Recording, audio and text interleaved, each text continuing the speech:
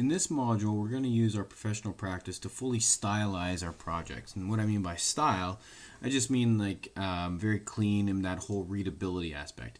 Throughout our programs, readability is king, essentially. As long as the program works, we'll worry about efficiency later, but as long as the program works and we have proper style, that's what we're really looking for.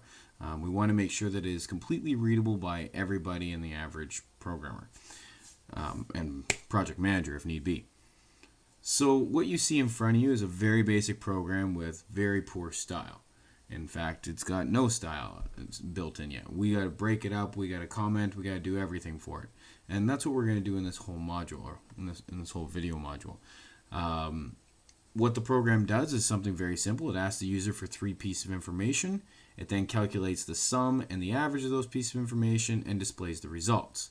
We can see all this here. We have our variables up at the top. We have our function, which actually does all the work, all the hard labor.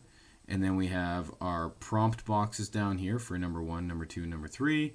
And then we have our 3 text boxes where the user will type in.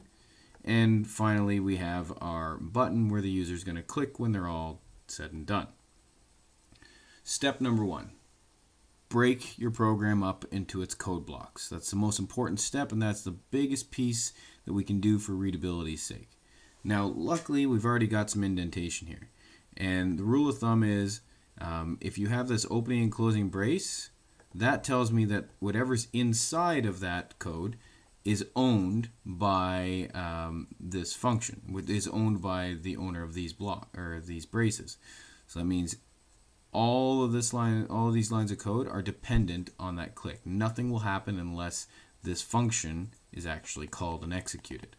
So that dependency says, hey, indent these so it's clearly readable that this is owned by this chunk. So that's going to be its own code block. The thing about code blocks is that there can be code blocks within code blocks. So this function itself is a code block. It's an overall code block that calculates the average and sum and displays the results. So we can actually, we're gonna add the comments in a second, but that's gonna be one code block. But within this code block, there are other more smaller code blocks. So if we look at this, we can see a number of different sets of things that do different things. And here, first of all, we can see that this first part here retrieves information. Just to signify each code block, I'm just going to put in a couple slashes because we know we're going to need to do comments for them later, forward slashes. These first 3 lines inside of the function actually retrieve the data from the user and store it in the appropriate variables. The next 2 lines do our calculations. Now sometimes our calculations themselves might be broken up into individual code blocks depending if they're unrelated calculations or related calculations. In this case, they're very related. The purpose of the average, in order to calculate the average, I require the sum. And then down at the bottom, we have our feedback, our final output. So we have our input, our processing and storage, and then our output, the entire IPSO process. Now, that is it for our function, but we still have the entire rest of the program to be breaking up into blocks. So we go down into here and we say, okay, well, what is related and what isn't related? Well, the prompting, that is definitely a block. The text boxes, the creation of the text boxes, doesn't really have anything to do with the prompting. The prompting just supports those things. But for our case, for our purposes, creation of the text boxes is definitely all on its own. Now, the creation of the button is kind of debatable. You may want to say, you know what, I want that to be its own code block, but to some people it may be justifiable to keep it with the text box creation just because it's just more user interface creation. It's more of the same. But it does have that distinctness of being a button and not a text box. So I would actually recommend breaking this up. What you're going to find is that there's a lot of gray area. There's no one right way to do this, and it's just going to come with practice and experience and making mistakes. It's okay to make mistakes as long as you learn from them. So we've broken up the logic of the program, but now we need to do the variables. Well, which of the variables are related and which are not related? In this case, definitely our data the user's entering in is related. Below that, we have our calculation data. Below that, we have our user interface data.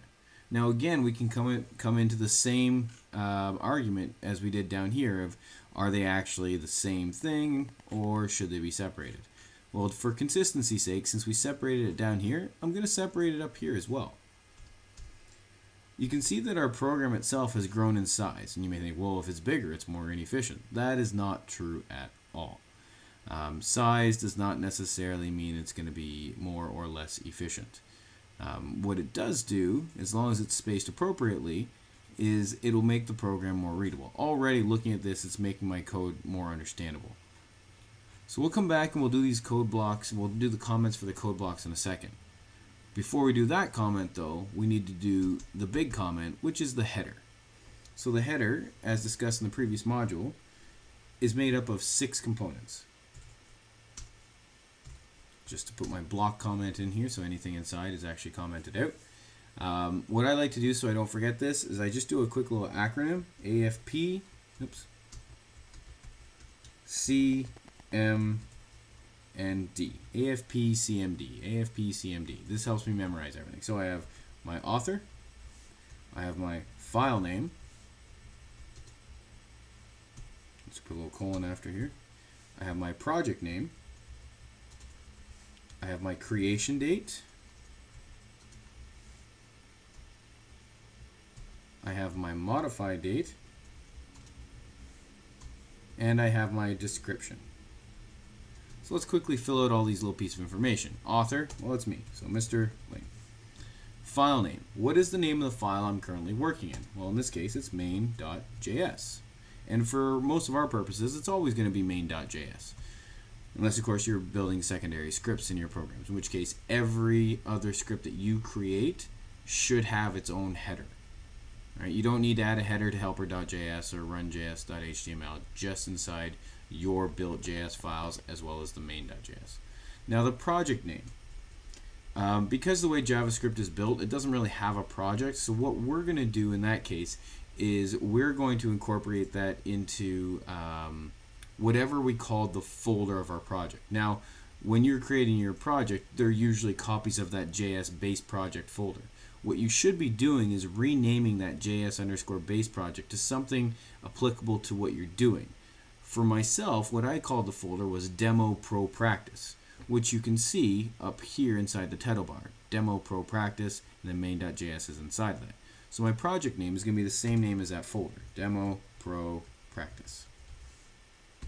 I know in the previous video it talked about things like namespaces and classes. Just ignore that. It's an older video that referenced another programming language, but it's all roughly the same except for those 2 small pieces of information.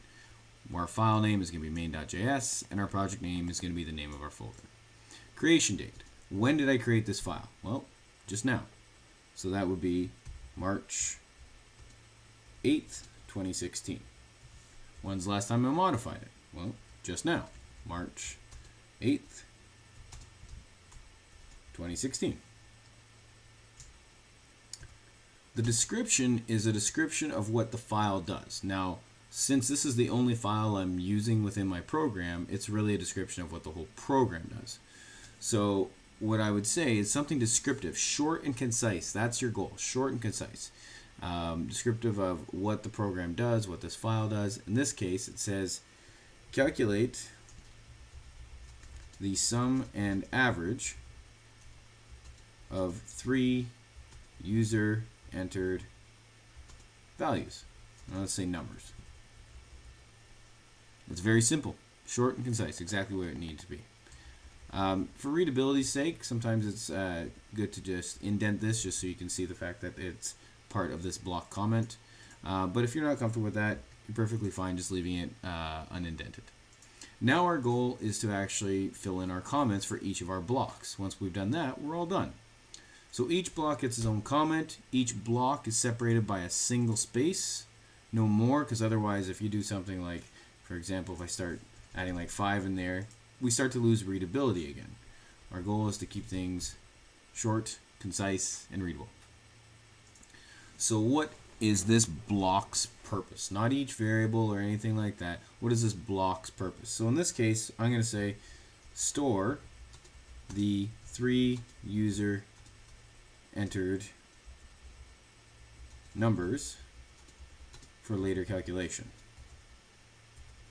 That tells me what they are, where I got them from, and what they're going to be used for. Down here, store the sum and average of the 3 user entered numbers.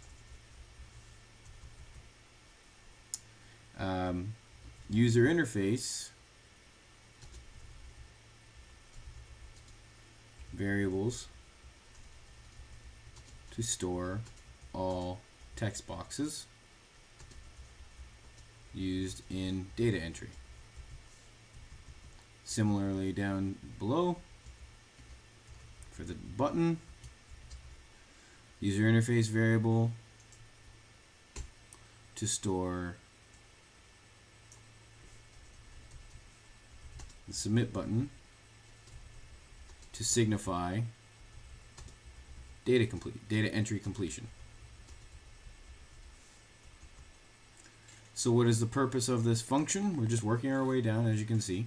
Ideally speaking, when you're writing your program, it's best to comment as you're going. You don't want to write a 5,000 line program and then be forced to go back and try and remember what you did and how you did it, because sometimes these comments can get a little convoluted in terms of, like, if you have a complex calculation, you may need to know what formula you did and everything like that. The whole purpose behind these comments is to simplify your program and make it as readable as possible. Ideally, it's almost self-documenting, meaning that, like, your things are named appropriately where they describe what's going on. But for now, we're going to start with a basic good foundation and say, let's comment all those blocks just to make sure that it is clear what's going on. So for this overall block here, this function, what does this function do? Well, this function retrieves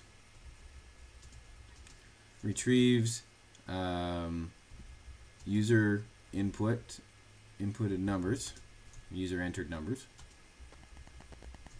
My goodness. And then calculates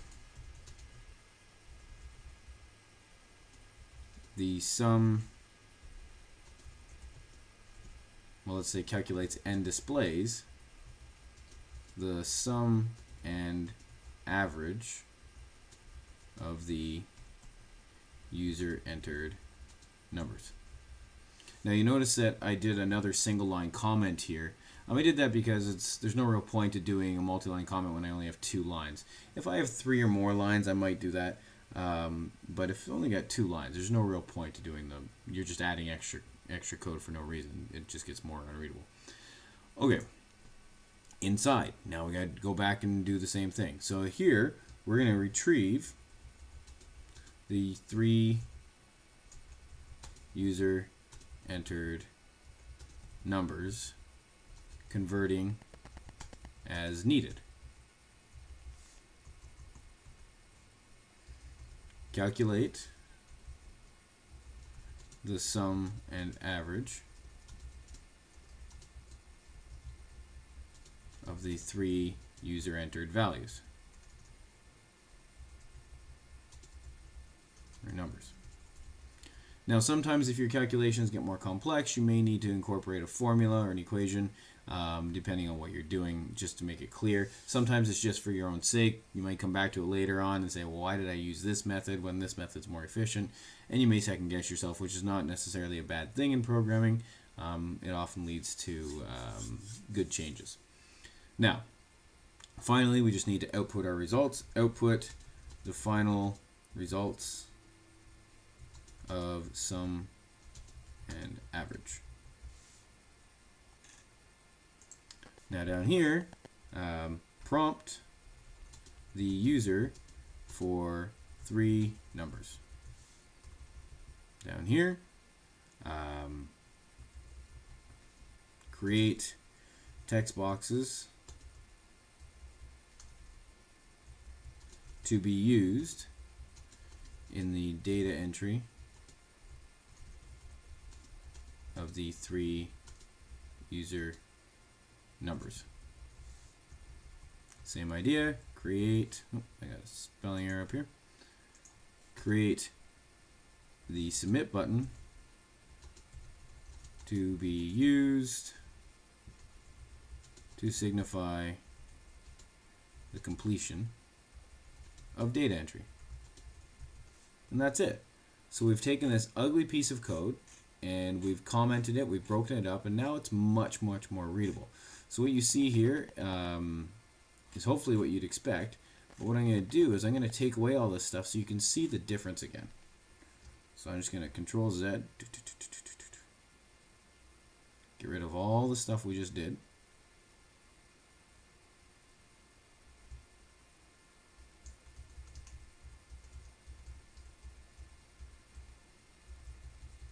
Almost done. And that is what we started with. And what you can see is what we had a second ago is obviously much more readable, easier to understand. Yes, the code was a little bit longer. We have 26 lines here, and previously when we were all said and done, we had quite a bit more. Let's just quickly put that back in. Let's see where we ended up. 56. So we almost doubled our lines of code, 26 to 56. Actually, we did more than double our lines of code, but that includes our comments as well as our white spacing and our 8 lines used in our header. So it is understandable that the code does doubled in this case because it is a short program. Normally it wouldn't double, it wouldn't even increase by a third. It all depends on how big your code blocks are and depending on what you're doing. So that is professional practice and everything we need to know about it for now. Later on, we're going to add a little bit more to it.